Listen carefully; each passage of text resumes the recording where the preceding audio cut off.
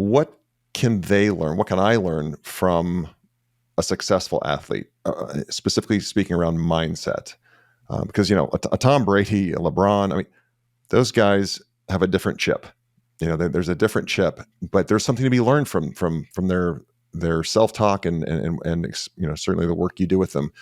What advice would you give for a business leader? I don't know if this is advice or guidance or just a thought to germinate on. I have found that greatness comes from perseverance and competence. And I think to a certain degree, we're kind of overplaying the mental skills stuff. Like, oh, if I just engage in mindfulness, I'll be in the zone kind of thing. Like, Sure. look, if we could induce the zone, again, that kick returner would have gotten a touchdown every time he touched the ball kind of thing. Yeah.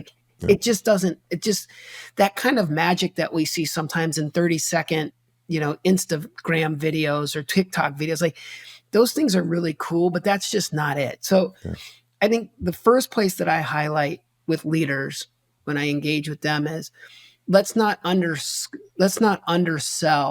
or undervalue competence. Yeah. We have to be good at what we do. And I think competence and mastery of craft, it comes from perseverance. Everybody remembers that famous 10,000 hour rule. What's funny is if you look at the literature on that, it actually ranges from 4 to 40,000. And what Anders Ericsson, the research individual, the researcher, he said that the hours can only be accrued in 45-minute segments. That the 10,000 hours really has to be a 45-minute segment because it should be such focused work. He called it deliberate practice. You should be so dialed in that after 45 minutes, you're kind of exhausted. Yeah. Which implies that you can't do it in a year. To do 45-minute segments is going to take a lifetime. So bringing it back, it kind of unpacks and unloads. Yeah. One of the things that Anders mentioned in his research was to do something for that amount of time with that kind of intense focus, you have to really love it. So where I tend to focus, I go, look, let's talk about competence. Let's talk about perseverance. And let's really focus on the drivers that stimulate that. So I am a big fan of passion and purpose, and I separate those. Passion to me is a more selfish thing. Like, this is what I'm passionate about. I love this. Purpose is more selfless. It's kind of like what we do for the community or for others. So like, I'm passionate about being a psychologist. I really love unlocking the puzzles and all that kind of stuff. But my purpose is really about being a good father and husband, right? So it's making sure that my kids don't have to worry about what's for dinner tonight kind of thing. Yeah.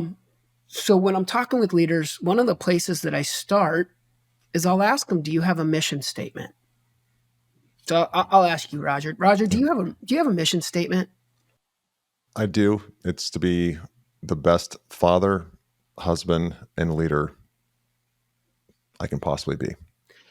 And how did you go about coming up with that mission statement? Where did that come from? How did you workshop it? Did you refine it? Is that new to you? Is it old? Like, where did that come from?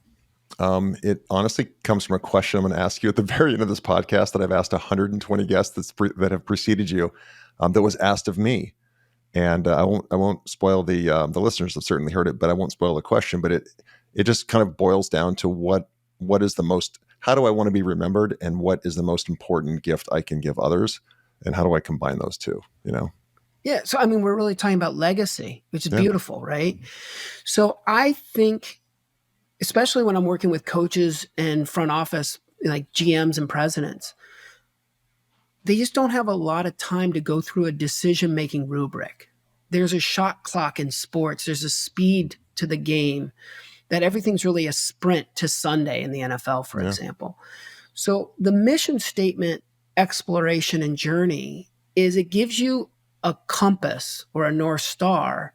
So that way, when you don't have a lot of time to make decisions, it can help speed that up because you can default to it.